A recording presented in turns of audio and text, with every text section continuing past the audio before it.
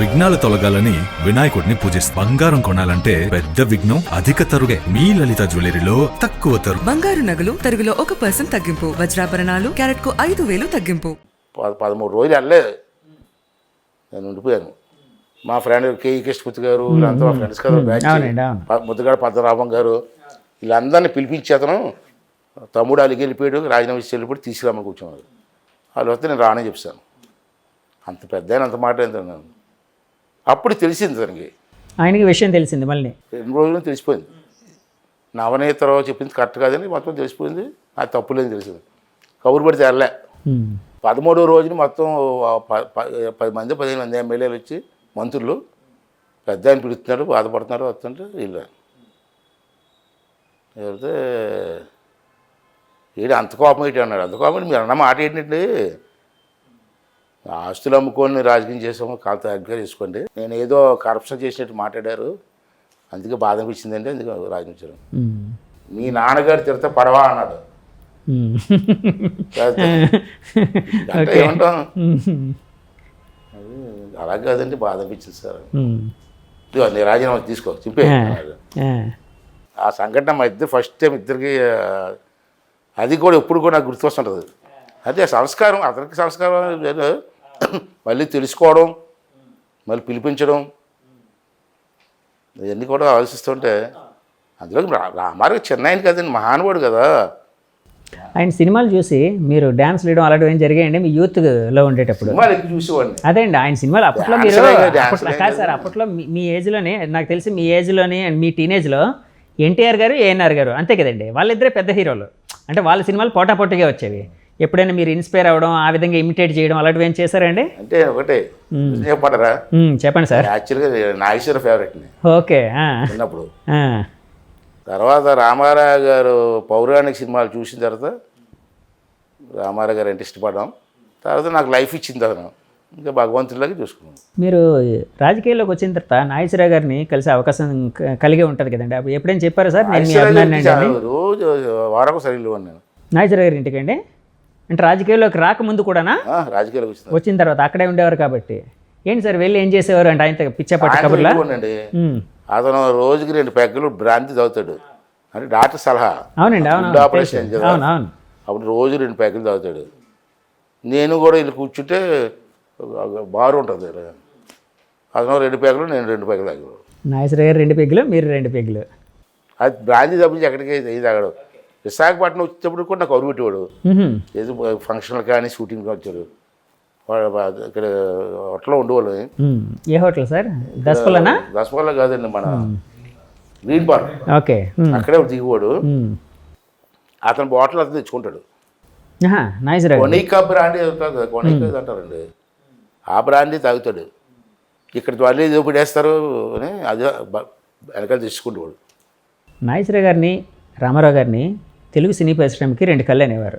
కానీ వాళ్ళిద్దరి మధ్య కూడా భేదాభిప్రాయాలు కొన్ని వచ్చాయని అప్పట్లో, అంటే కొంత ఏడమొహం పెడమొహంగా, అంటే అక్కడక్కడ, అంటే చరిత్రని అంటే తవ్వుకోవడం కాదు కానీ అంటే మీకు తెలుసు కాబట్టి మీ ద్వారా ఒక క్లారిఫికేషన్ ఇప్పించడం కోసం నేను అడుగుతూ ఉన్నాను. వాళ్ళిద్దరి మధ్య నిజంగా భేదాభిప్రాయాలు వచ్చిన సంఘటనలు ఉన్నాయా సార్? వాసన చెప్పంటారా? చెప్పండి సార్. ఇద్దరు అన్నదమ్ముల్లో ఉండేవారు. ఇవన్నీ సృష్టించేది ఎవరంటే వీరాభిమానులు ఉంటారు కదా, ఆ పోస్టుల మీద పేడుకోవడం, ఈ పోస్టుల మీద పేడుకోవడం, వీళ్ళు పెట్టి కానీ ఇద్దరు అన్నదమ్ములు ఉండేవారు. ఈ నమ్మరండి, నాగేశ్వరరావు గారు అమ్మగారు రామారావు గారి ఇంటికి పిలిచి భోజనం పెట్టి పంపించింది. పెద్ద అబ్బాయి అనేవారు కదండి. పెద్ద అబ్బాయి అంత ఇష్టం. వాళ్ళు బాగానే ఉన్నారు, ఈ వెనకాల ఈ పేడలు కొట్టించుకోవడం, బొమ్మలు తెప్పించుకోవడం, పోటలు తెప్పించుకోవడం, ఇది తప్పించి వాళ్ళ అన్నదమ్ములు ఉన్నారు. మీ పార్టీలోంచి గెలిచి తర్వాత వైసీపీలో జాయిన్ అయ్యి మీ పార్టీకి పంటి కింద రాయేలాగా కంట్లో నలుసులాగా తయారైన కొడాలి నాని గారి కోసం మీ కామెంట్ ఏంటండి? సార్ అటువంటి మూర్ఖుడి గురించి అడగడం కూడా తప్పండి. ఏం చెప్తాం, వాడికి ఏ క్యారెక్టర్ ఉందని చెప్తాం. హరికృష్ణకి బాటిల్ ఇచ్చుకుంటూ గ్లాసులు కడుక్కుంటూ ఉండిపోడు. తెలియజేసిన ధర్మం అంటే ఎమ్మెల్యే అయ్యాడు, మంత్రి అయ్యాడు, వేరు. కానీ సబ్జెక్ట్ మర్చిపోకూడదు కదా. రామారావు గారిని, రామారావు కుటుంబాలని, చంద్రబాబు గారిని, చంద్రబాబు గారు రామారావు గారి కూతుర్ని అందరినీ తిట్టి పరిస్థితికి వస్తే ఏంటండి ఇది? ఎక్కడ బతుకో నువ్వు? నీకు లైఫ్ ఇచ్చింది ఎవరు? హరికృష్ణ కదా. తప్పండి అది. నీకు ఇష్టం లేకపోతే వెళ్ళిపో. నీ పార్టీలు చూసుకో, అంతేగాని ఇంట్లో ఆడవాళ్ళు తిట్టడం, అసభ్యంగా తిట్టడం అంతకంటే ద్రోహం ఏముంటుంది సార్? వాడి గురించి అడగడం కూడా తప్పే సార్, మీరు నేను చెప్పడం కూడా తప్పు. సార్ ఇప్పుడు చాలామంది ఎలక్షన్ మూమెంట్లో సర్వేలు చేయించుకొని పార్టీలోకి రావడాలు అంటే ఇటువంటి జంపింగ్ మామూలుగా పత్రికా పరిభాషలో జంప్ జిలానీలు అంటారు. సో చాలామంది అలాగా జంప్ చేస్తూ ఉంటారు. ఇప్పుడు మీ పార్టీలో కూడా కొంతమంది రావడానికి మొన్న ఎవరో అన్నారు, మీ వాళ్ళే లోకేష్ గారు అన్నారో ఎవరన్నారు గుర్తులేదు నాకు, మేము ద్వారాలు తెరిస్తే టీడీపీ ద్వారాలు తెరిస్తే వైసీపీ సగం ఖాళీ అయిపోద్ది లేకపోతే పూర్తి ఖాళీ అయిపోద్ది సంథింగ్ ఏదో అన్నారు. సో అలాంటి వాటిని మీరు ఒక రాజకీయ నాయకుడిగా ప్రోత్సహిస్తున్నారా? ఎందుకంటే మీ పార్టీని మీరు ఫస్ట్ నుంచి నమ్ముకున్న నాయకులు ఎంతోమంది ఇక్కడ ఉంటారు. సో వచ్చిన వాళ్ళని ఎక్కడ అకామిడేట్ చేస్తారు, ఎలాగ వాళ్ళని సంతృప్తి పరుస్తారు? నెంబర్ 1 అండి, మాకు ఒక అధిష్టానం వర్గం ఉంది. అధిష్టానం వర్గం ఎవరెవరు టికెట్లు ఇవ్వాలా ఏనది వాళ్ళ ఇష్టం, దాన్ని మేము కామెంట్ చేయదలుచుకోలేదు. కానీ నేను మొదటి నుంచి కూడా ఈ జంపు జలానీలు ఎవరన్నారు కదా పత్రికా పరిభాష అన్నారు కదా, అటువంటి వాళ్ళని ప్రోత్సహించడం తప్పు అన్నది నా భావన. ఓకే సరే, అధిష్టాన వర్గం ఏం చేస్తారు తక్కువ పెట్టండి.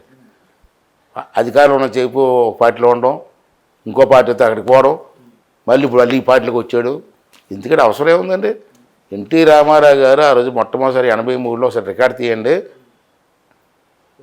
మొత్తం సీట్లలో 65%, 68% కొత్త వాళ్ళకి, యంగెస్ట్ కుర్రవాళ్ళందరికీ చదువుకోవడం ఇచ్చారు.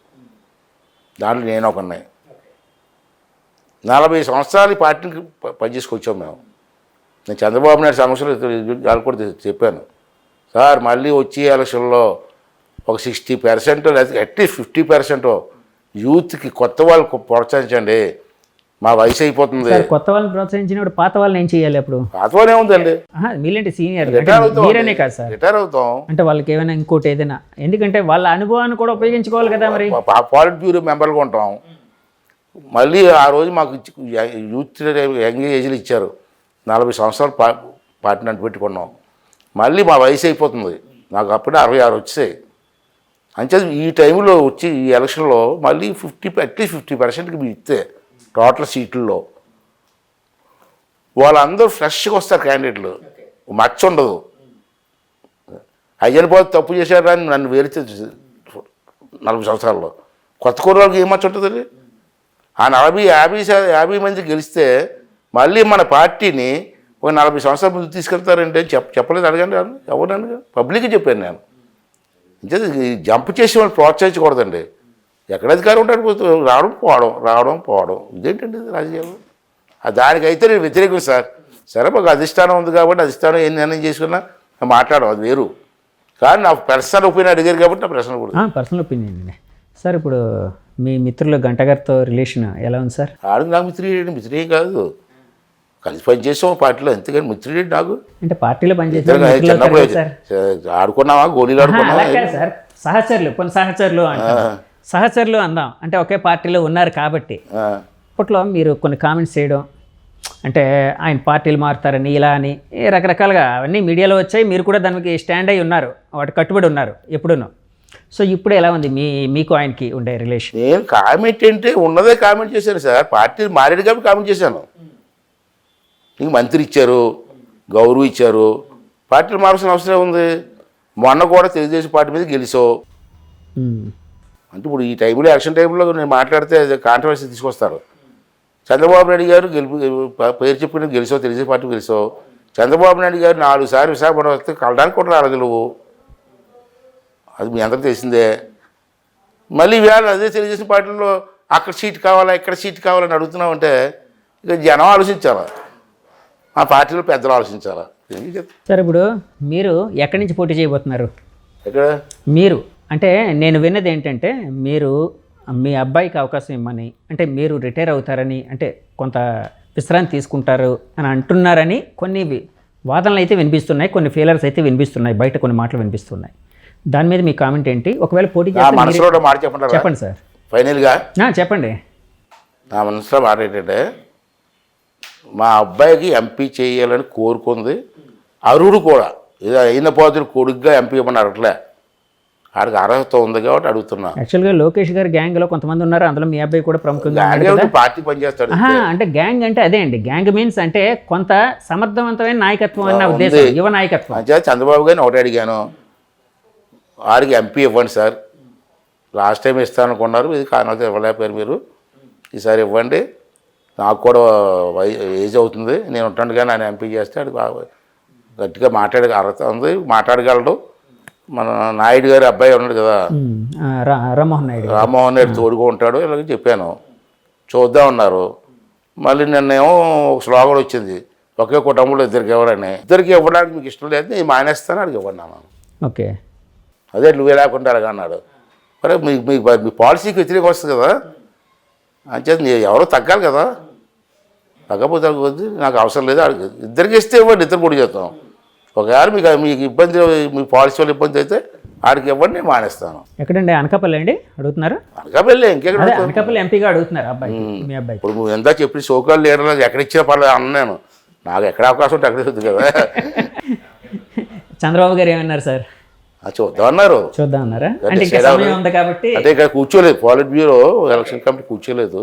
ఇదంతా పాలిట్ బ్యూరోలో మళ్ళీ చర్చిస్తారా సార్? బ్యూరోలో చర్చ ఉంది, చర్చించి అప్పుడు ఓకే వాళ్ళకి ఎక్కడ కావాలో ఇది అడుగుతారు, దాన్ని పెట్టి. సో పాలిట్ బ్యూరోలో చర్చించి ఇవన్నీ చేస్తారు సార్. ఇంకా సరే, మీరు 40 ఏళ్ళ జీవితంలో ఎంతో చూశారు, ఎంతోమంది రాజకీయ నాయకులను చూశారు, మహామహులను చూశారు, ఇందాక మీరు అన్నట్టు ఎంతోమంది రకరకాల వ్యక్తులను కూడా చూశారు. మీకంటూ తీరని కోరిక ఏదైనా ఉందా సార్? ఏం లేదు సార్, అంత హ్యాపీ. నాకు ఇద్దరు పిల్లలు బాగా ప్రయోజకులు అయ్యారు, పెళ్ళిళ్ళు అయ్యాయి. ఇంక ఈ వయసులో నాకు మనవరాలు ఉన్నారు, హ్యాపీ. నా జీవితం చాలా హ్యాపీ అయింది. అంటే కాదు సార్, మంచి భార్య దొరికింది నాకు, అర్థం చేసుకున్న భార్య, అంతకంటే ఏం కావాలి సార్. రాజకీయ నాయకులకి జీవిత భాగస్వామి సహకారం చాలా ఉంటుంది కదా, చాలా అవసరం. మెంటల్గా పీస్గా వరీస్ లేకుండా హ్యాపీగా ఉండాలంటే ఇంట్లో వెళ్ళాలి, చాలా అవసరం. ఉంటే అవకాశం ఉంటే ఇద్దరు పోటీ చేస్తారు, లేకపోతే మీ అబ్బాయి చేత పోటీ చేయిస్తారు, అంతేనండి నా ఉద్దేశం. అదేనండి, హైకమాండ్ ఏ డెసిషన్ తీసుకొని ఫాలో అవుతుంది, దాంట్లో లేదు. ఒకవేళ అలాంటి పరిస్థితి వస్తే టీడీపీ పార్టీకి ఏ విధంగా ఉపయోగపడతారు సార్ మీరు? సలహాదారుకి పెట్టుకోవచ్చు, లేకపోతే పాలిట్ బ్యూరోలో ఉండొచ్చు. పాలిట్ బ్యూరో అంటే సలహాదారు కదా. ఇప్పుడుండే పరిస్థితుల్లో రేపు ఎలక్షన్ జరిగితే మీ కూటమికి ఎన్ని సీట్లు వచ్చే అవకాశం ఉంది, వైసీపీకి ఎన్ని సీట్లు వచ్చే అవకాశం ఉంది, మీ అంచనా? జగన్మోహన్ రెడ్డికి రాజకీయ సమాజం జరుగుతుందండి. నేను అంకిల్ గారెడ్డి చెప్పను, అలాగే ఇళ్ళగా రాజకీయ సమాజం ఖచ్చితంగా జరుగుతుంది, జరిగి తీరుతుంది. కాశ్మీర్ రాసుకోండి, డేట్ వేసుకోండి, తర్వాత నాతో మాట్లాడండి. Okay sir, thank you sir, చాలా సమయం మాకు ఇచ్చారు, చాలా విషయాలు పంచుకున్నారు. Thank you very much. ఇంకోసారి మళ్ళీ ఇంకో ఇంటర్వ్యూ చేసే అవకాశం ఇద్దాం. వ్యూయర్స్ చూశారు కదండి, రాజకీయ జీవితంలో తనకంటూ ఒక సుస్థిర స్థానాన్ని సంపాదించుకున్న అయ్యన్న పాత్రుడు గారు, ఫైర్ బ్రాండ్ అయ్యన్న పాత్రుడు గారు తన ఆలోచనల్ని, తన అభిప్రాయాలను మనతో పంచుకున్నారు. మనకు చాలా సమయం అయితే కేటాయించారు. ఈ ఇంటర్వ్యూ మీకు నచ్చితే మా ఛానల్ లైక్ చేయండి, కామెంట్ చేయండి, షేర్ చేయండి, సబ్స్క్రైబ్ చేయండి. Thank you very much. Signing off మీ Jagadish from journey with Jagadish. Bye bye.